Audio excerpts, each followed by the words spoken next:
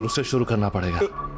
तो अब हम क्या करेंगे? कांस्टेबल मरा पड़ा है, ऊपर से वेरिफिकेशन करने आया था। पक्का पुलिस इसे ढूंढते हुए यहाँ आएगी। तो क्या करेंगे? हे, बॉडी को ठिकाने लगा दे तो?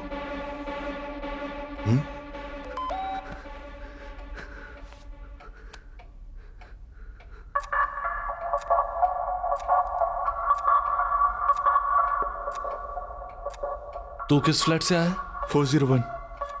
तुझे वहां कोई और मिला? वहां तो बेडरूम में कोई सो रहा था। ये तो नहीं था। इसके जैसा ही कोई था। तो चल। कहाँ?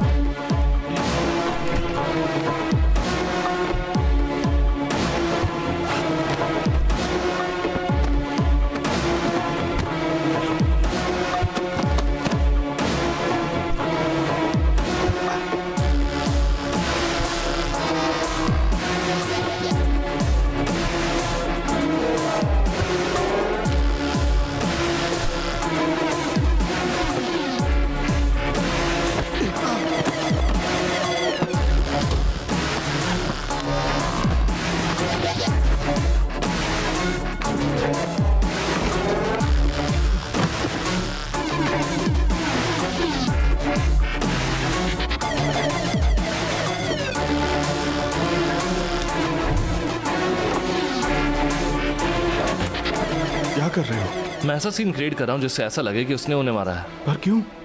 इसकी वजह से एक बुढ़िया मरी पड़ी है। हम ऐसा सेटअप बना देंगे कि इसने ही कांस्टेबल को मारा है। पुलिस ये सोचेगी कि ये डिलीवरी करने आया था और इसने चोरी के चक्कर में दोनों को उड़ा दिया।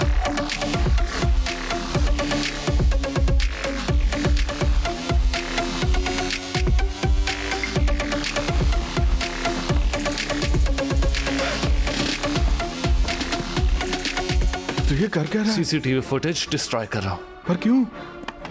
क्योंकि मायरा ने कांस्टेबल को मारा है। हम उसके साथ डील नहीं करेंगे। उसने हमें जो 50 लाख दिए हैं उन्हें लेकर हम यहाँ से कहीं दूर निकल जाएंगे। उसके लिए जो ड्रग्स को किए थे उन्हें भी लेकर चलते हैं। उसका क्या करेंगे? बाहर बेचेंगे तो आराम से 2 करोड़ मिल जाएगा। फिर कहीं और काम शुरू करेंगे। फिर सेटअप का क्या होगा? साफ करेंगे। ये काम आसान लगता है क्या? जितनी मर्जी सफाई से कर लो, पर पता लगाना उतना मुश्किल नहीं है। ये बात है तो यहाँ से भाग लेने में ही समझदारी है। ज्यादा टाइम नहीं है। 1-2 दिन में पुलिस भी इसे ढूंढती हुई यहाँ आ जाएगी। आइडिया तो अच्छा है, पर सबको पता है इस फ्लैट में मैं रहता हूँ। डिलीवरी बॉय और कांस्टेबल यहाँ है तो मतलब दरवाजा मैंने खुला होगा। हम कहीं भी जाएं पुलिस हमें ढूंढ लेगी। उसके बाद मर्डर और ड्रग दोनों के केस लगेंगे हम पर। तो क्या करें? हे, तुझे पानी चाहिए? 1 सेकंड।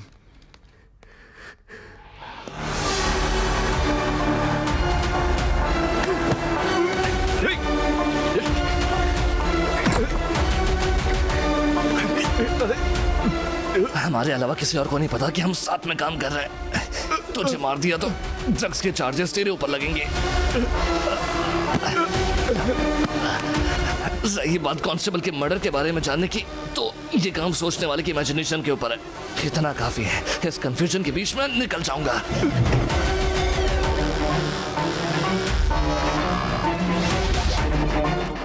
मैं ड्रग्स और पैसे लेकर वहां से निकलना चाहता था, फिर तुम भाग गए और मेरा प्लान बर्बाद हो गया।